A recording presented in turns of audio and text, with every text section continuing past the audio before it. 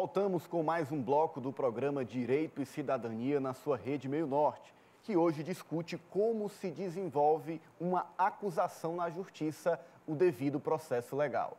Para discutir esse assunto, estamos aqui com o doutor Jurandir Porto, também o presidente da OAB Piauí, advogado William Guimarães, o doutor Milton Gustavo, que é advogado, professor de Direito Processual e mestre e doutorando em Ciências Criminais, a quem eu inicio perguntando neste bloco, na verdade, um aprofundamento de um debate iniciado no bloco anterior, a decisão do Supremo sobre a tramitação dos habeas corpus. Isso é isso que tornou uma demora ainda mais na apreciação desses recursos quando o habeas corpus vem negado. Isso não vai de encontro ao direito substantivo que tínhamos conversado anteriormente, que prevê uma efetividade do processo judicial? Ananias, vai de amplo encontro. Tá? Há uma má compreensão do Supremo, porque o habeas corpus não é um recurso. O habeas corpus é uma ação autônoma de impugnação. Ou seja, você pode entrar com essa ação a partir da violação do direito de ir e vir, né? Então, a autoridade violou o direito de ir e vir, a autoridade superior, judiciariamente falando, tem o dever de apreciar essa violação. Mas o Supremo Tribunal, salvo engano, há 3 anos atrás, decidiu que não. Né? Quer dizer, negado o habeas corpus, não caberia um segundo habeas corpus, e sim um recurso ordinário constitucional. Isso atrasa imensamente a apreciação, principalmente da soltura, mas não só da soltura, porque o habeas corpus era um remédio muito utilizado para anulação de processos ilegais, para anulação de qualquer tipo de ato ilegal da autoridade judiciária que ameaçasse o direito de ir e vir. Então, isso tudo foi por água abaixo, né? Então, agora nós demoramos para chegar no Supremo com uma questão de soltura, ou mesmo com a questão processual, demoramos anos. Tá? E tem pessoas esperando presas por decisões desse tipo. Tá? Então, houve um grave sacrifício dos direitos individuais em nome de uma celeridade. Doutor William, essa questão de muitas pessoas esperando, aguardando dentro do nosso sistema prisional, a OAB tem feito de forma sistemática vistorias no nosso sistema, como minimizar essa situação de forma prática, com a legislação que nós temos, com a estrutura das pastas da Justiça do Governo do Estado que nós temos, como de forma efetiva buscar soluções para esse tipo de problema. Olha, primeiro, de fato, nós temos realizado diversas vistorias. Ao longo desses anos, nós temos feito um diagnóstico e apresentado tanto ao Judiciário quanto ao Executivo e ao próprio Legislativo a realidade que nós vivemos. Diga-se de passagem, esse crescente número de presos provisórios pressiona o sistema penitenciário. Isso significa que sempre nós temos que trabalhar pela abertura de novas vagas. Nós já inauguramos esse ano uma nova unidade penitenciária aqui no estado, no vizinho município de Altos. Estamos na expectativa da abertura de dois novos pavilhões na Casa de Custódia e até o início do próximo ano a entrega da penitenciária de Campo Maior. Mas ainda assim não será suficiente, porque, como eu disse, nós temos um número crescente. Aliás, o Brasil tem batido recordes em prisões e ainda em prisões provisórias. Preocupado com isso, inclusive, é que o presidente do Supremo Tribunal Federal e do Conselho Nacional de Justiça tem travado uma luta positiva, que é a implantação da audiência de custódia, que eu acho até que o nome não é o ideal, é a audiência de apresentação, e recentemente foi implementado aqui em Teresina. Nós esperamos que ela, inclusive, seja implementada no litoral e no interior do estado do Piauí. Mas aí vem o ponto crucial. O que nos falta? O que nos falta é estrutura melhor do Judiciário, o que nos falta é estrutura melhor também do Ministério Público, estrutura melhor também das forças de segurança. Nós temos, infelizmente, a realidade ainda no estado do Piauí, de uma estrutura da justiça criminal na capital, em Teresina, muito aquém, mas muito aquém daquela que nós necessitamos. Não é razoável um juiz criminal possuir sob a sua jurisdição 5, 6, às vezes até 7 mil processos. Esse juiz não conseguirá dar a vazão e, aliás, com o aprofundamento que é necessário. Nós estamos tratando de questões alusivas à liberdade das pessoas, mas que toca diretamente com a segurança pública.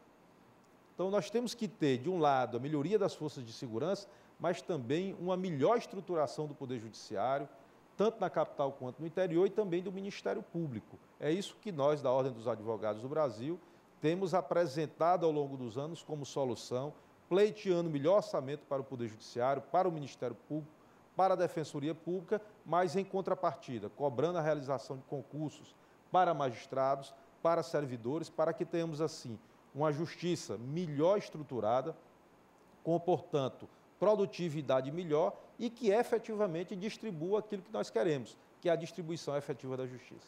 Doutor Jurandir, essa carência estrutural, de alguma forma, compromete o cumprimento do devido processo legal? Não há dúvida, meu caro amigo. A lei é uma norma, é uma abstração. A lei sozinha, no mundo abstrato, ela não resolve nada. É preciso que haja uma estrutura física. Vejamos a questão penitenciária, que entendo ser a questão mais grave do sistema penal de defesa social. Essas penitenciárias que existem são mero depósitos de pessoas humanas que estão com a sua liberdade reprimida. Os objetivos da pena, os objetivos da prisão, jamais serão alcançados dentro dessas penitenciárias.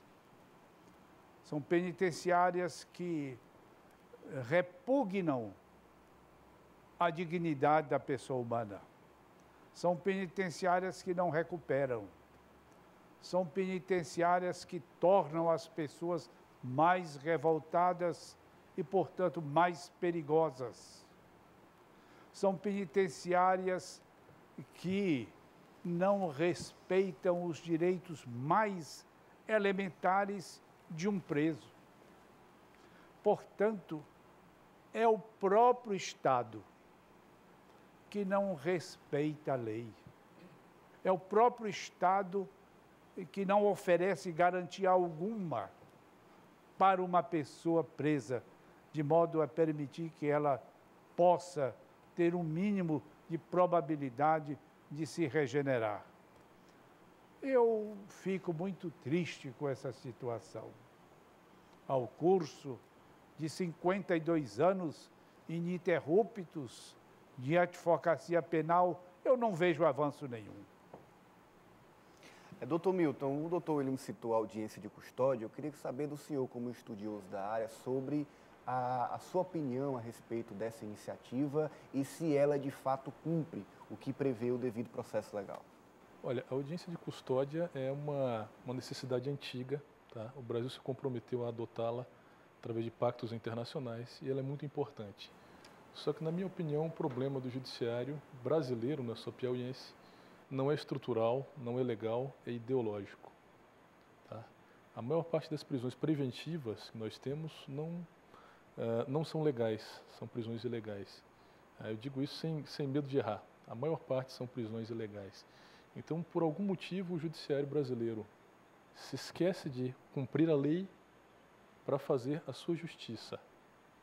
E quando você deixa de cumprir a lei para fazer justiça, você despreza os meios e busca os fins. E quando você busca os fins desprezando os meios, você entra na exceção. O estado de exceção nada mais é do que o abandono das regras e das garantias em prol de um ideal de justiça. Nesse caso, o Brasil, embora a democracia, como bem dito pelo Dr. Jurandir, a democracia formal, nós estamos buscando fins e desprezando os meios. E a democracia é o respeito pelos meios. Se não respeitarmos os meios, estaremos no estado de exceção. É a quem cabe agora nos recolocar nesse estado, doutor Jurandir? A luta pelo direito é uma luta incessante. A luta pela melhoria da democracia brasileira é uma luta cotidiana, de sempre. Nós não podemos desertar dessa luta. A OAB tem exercido uma atividade constante, diuturna, no sentido de pressionar os governos, os executivos, para que cumpram um mínimo de seus deveres constitucionais com relação a essas garantias. Quero dizer que segurança pública não é apenas carros policiais nas ruas. A segurança pública não se alcança apenas com a polícia preventiva, nem muito menos com uma polícia judiciária. E a nossa polícia judiciária não tem um mínimo de meios, de instrumentos com que possa exercer suas funções. Segurança pública não estanca apenas nesse estágio de polícia da rua, de ação policial, quantos carros precisa. É preciso que todo o restante do sistema, Ministério Público, juiz penal, advogados criminais, é preciso que todo esse sistema seja melhorado. Eu sempre tenho comparado, William, a justiça penal a um trem que sai de sua estação primeira à ocorrência do delito. Passa pela fase de inquérito policial, oferecimento de denúncia pelo Ministério Público, instrução criminal, sentença, recursos. Vamos imaginar que todo essa sequência de etapas do processo tenha sido realizada com sucesso. Mas aí o trem continua em marcha e vai para a sua última estação, que é importantíssima, porque se lá não houver êxito, todo o restante só sobra, que é a penitenciária. Então, a justiça penal no Brasil jamais chegará a bom termo com um sistema penitenciário como está existindo. Portanto, é esse conjunto, essa sequência que pode melhorar a segurança pública. Pensa-se que o abandono dos presos, a sua miserável sorte nos presídios brasileiros, e me lembro das Pedrinhas em São Luís do Maranhão, pensa-se que quanto mais sofrerem, quanto mais forem massacrados em sua dignidade, pensa-se que isso é um direito da sociedade, porque eles teriam cometido crimes, portanto, devem ser massacrados. Isto é uma vingança, não é uma justiça. Pois bem, se isto está acontecendo, é preciso que se lembrem que aquele preso voltará à liberdade e voltará pior, revoltado e muito mais perigoso do que quando entrou. Portanto, o resultado é ilusório, o resultado revela uma contradição. Afinal, não há pena de morte no Brasil, né? Então, voltarão às ruas e nem prisão perpétua. Doutor William, um cenário muito desafiador por todos os relatos que nós vimos aqui hoje. Eu queria que o senhor pontuasse nas considerações finais o que, de fato, a OAB, os advogados e cada um de nós deve fazer diante dessa situação.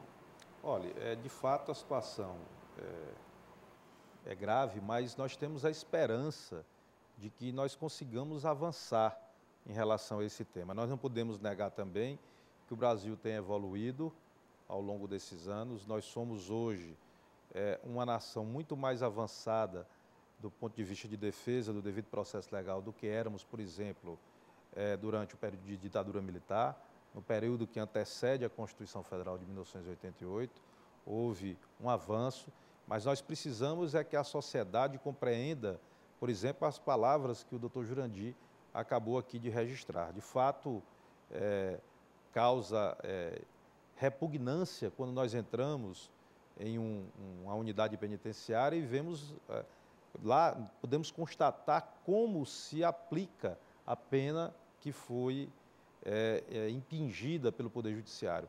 As pessoas lá saem muito mais embrutecidas e com a capacidade de praticar crimes com a violência muito maior, muito mais graves, porque não há nenhuma segregação entre os detentos.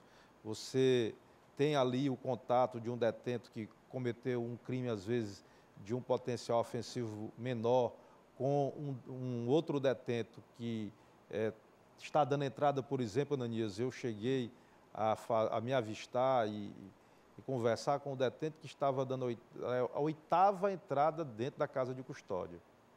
E segundo ele, pelo menos segundo ele, não havia sido condenado ainda em nenhum dos feitos, em nenhum dos processos.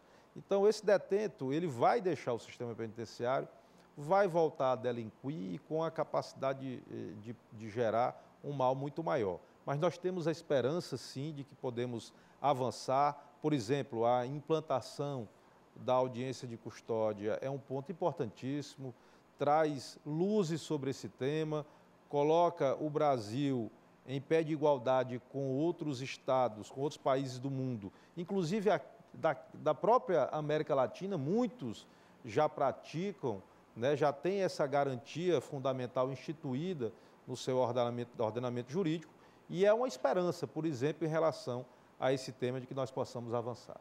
Doutor Milton, temos uma discrepância entre a realidade e o que está previsto na nossa lei.